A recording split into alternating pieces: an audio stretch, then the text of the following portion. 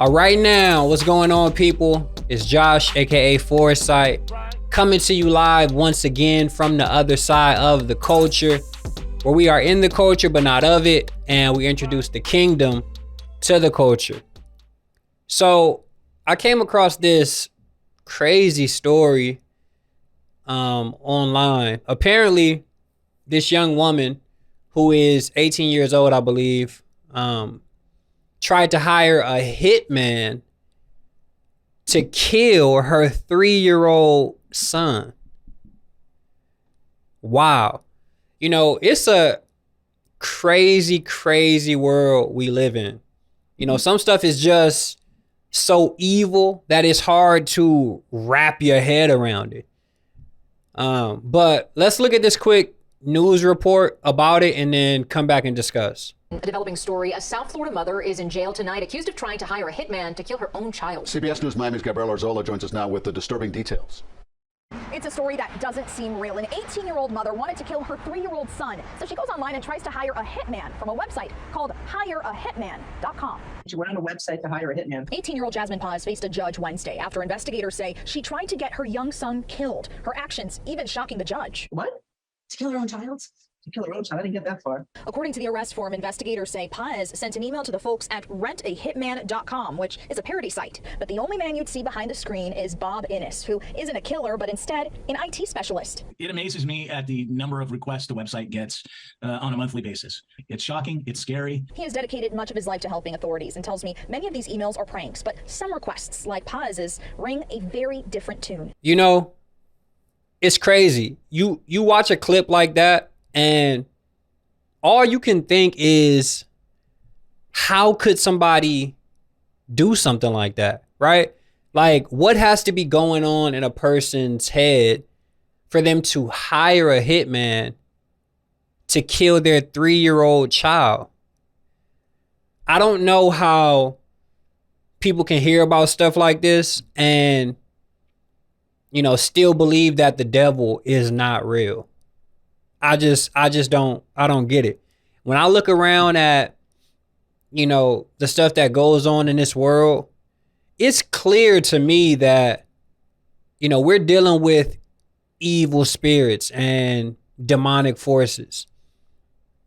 What's unfortunate is that a lot of people don't believe in God and don't have a relationship with him. So they're also ignorant to the devil and his ways.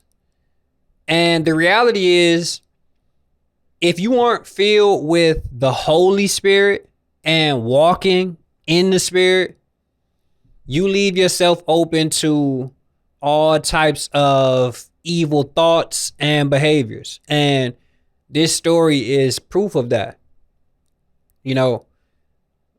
Most people are at a disadvantage and fighting a losing battle because they don't even know what they're up against.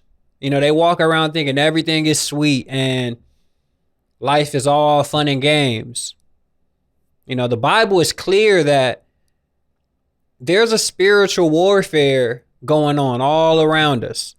Apostle Paul said in Ephesians chapter 6, verses 12 and 13, we do not wrestle against flesh and blood, but against the rulers, against the authorities, against the cosmic powers over this present darkness, against the spiritual forces of evil in the heavenly places. Therefore, take up the whole armor of God, that you may be able to withstand the evil day and stand firm.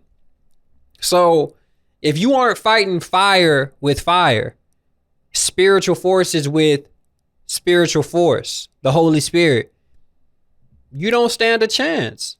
You don't stand a chance. A lot of people are influenced and even possessed by evil spirits, and they're none the wiser. I think that's obvious by the evil that we see taking place in the world. Like,